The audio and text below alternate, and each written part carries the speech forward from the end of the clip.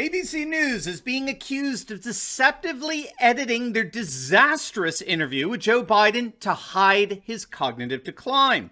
In this video, we're going to take a look at the portion of the interview that was not aired.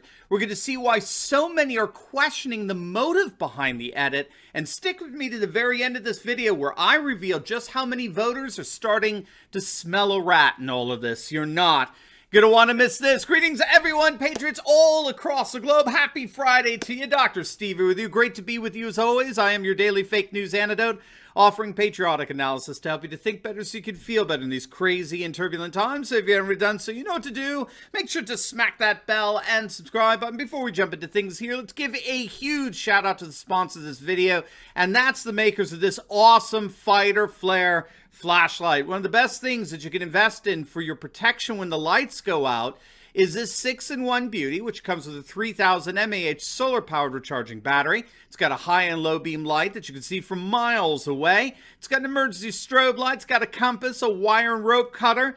It's got an emergency glass breaker hammer and a high-powered military-grade magnet. And best of all, if you click on that link below right now, you'll get 20% off the regular price. But supply is limited, so don't wait. Click on the link below and get your super awesome fighter flare flashlight today. All right, gang, let's dive right in here. Now that ABC News has released the transcript from the disastrous Biden interview the other day, we are noticing that a very significant portion of that interview was cut out of the video portion. Now, it's significant because Biden appears to be utterly incoherent in his answer. Here's the portion of the interview that neither Biden nor ABC executives want you to see. Asked by Stephanopoulos why the United States could not have withdrawn from Afghanistan with dignity, Biden's response was this: "Look, that's like asking my deceased son, Bo, who spent 6 months in Kosovo and a year in Iraq as a Navy captain and then as an Army major. And, you know, I'm sure he had regrets coming out of Afghanistan. Out of Iraq. He had regrets to how it's going. But the idea, what's the alternative? The alternative is, why are we staying in Afghanistan? Why are we there?" That was clearly an embarrassingly inept response. Bo Biden served in the Navy, not the Army. He was actually discharged from the Navy. He served in Iraq, not Afghanistan. Why are we staying in Afghanistan is not an alternative. It's an inquiry. Joe Biden, Bo's father, had a hard time recognizing these details. And you should know, too, that the latest transcript from ABC appears to have removed that exchange as of the making of this video. Why would they do that? Tucker Carlson of Fox News is arguing that it's a deliberate cover-up by ABC to protect Biden from looking ridiculously unpresidential and incoherent. Perhaps, but it is indeed strange. How for 4 years do you have these so-called fact-checking every utterance of President Trump? How do you spend year after year parsing his sentences to show how they were supposedly factually incorrect? How do you tally tens of thousands of supposed lies told by Trump during his presidency and then let something like that monstrosity go? You don't just let it go. Actually, you cover it up. You freaking hide it. You cut it from the interview, both from the video as well as the written transcript. The headlines in all mainstream media outlets this morning, frankly, should be that Biden doesn't even know where and how his son Bo served in the military. So something's going wrong. He doesn't know where he served. He doesn't know how he served. But instead, what we get from the media is total silence. And these are the clowns that claim for 4 years that they daily and courageously speak truth to power. They're frauds. They're absolute and total frauds. It's no wonder that trust in the media has imploded. A recent report from the Reuters Institute for the Study of Journalism at Oxford found that the United States media is, in point of fact, the single least trusted media in the entire world. Out of 46 countries surveyed, the U.S. media came in dead last. Nearly 70% of respondents said that they did not trust what the U.S. mainstream media tries to pass off as news. And the other 30% who do trust the news media, they're as demented as Biden. Look, this past weekend is putting a lot of things into focus. The attempt by ABC News to cover up Biden's cognitive issues points, I think, to the real issue here, which is precisely this massive cover-up. What's really at issue here, what's really at fault is not so much Sleepy Joe. Frankly, I think in many respects, I almost feel sorry for the guy.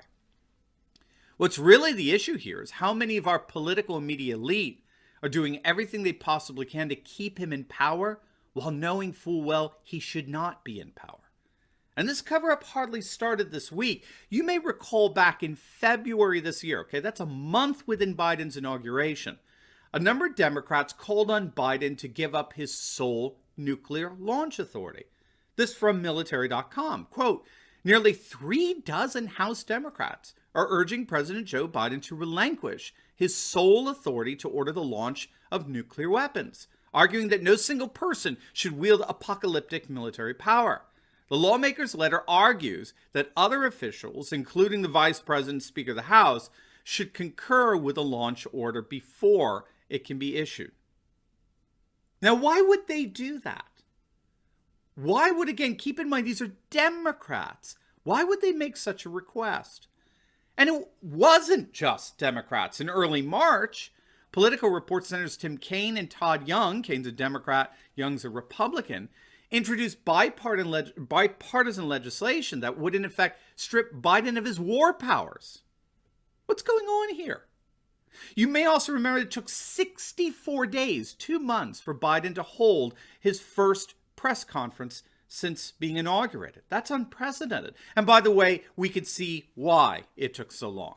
The best way to get something done, if it holds near and dear to you that you like to be able to, anyway, we're going to get a lot done. And if we have to, if there's complete lockdown and chaos as a consequence of the filibuster, then we'll have to go beyond what I'm talking about.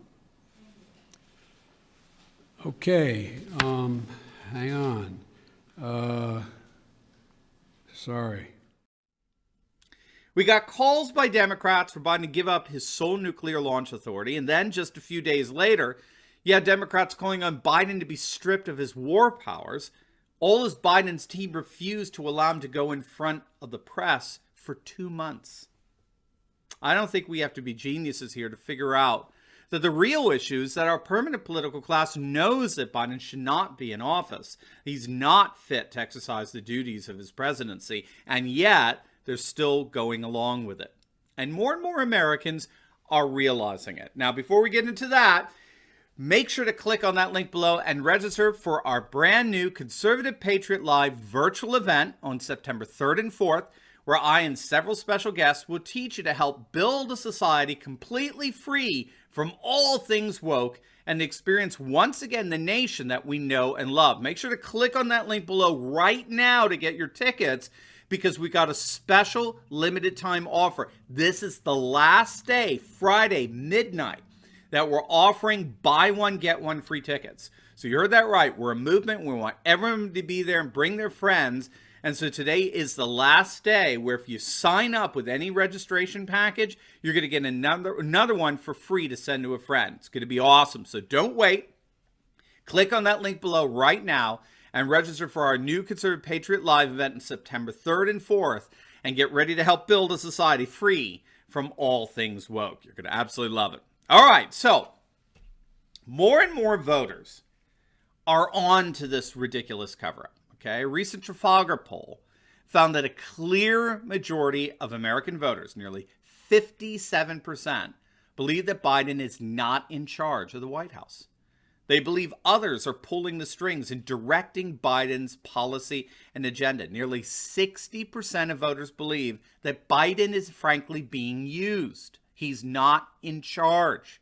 According to Trafalgar, 83.6% of Republican voters believe others are directing Biden's policy and agenda, while 58.4% of independent voters, nearly 60%, believe others are directing Biden's policy and agenda.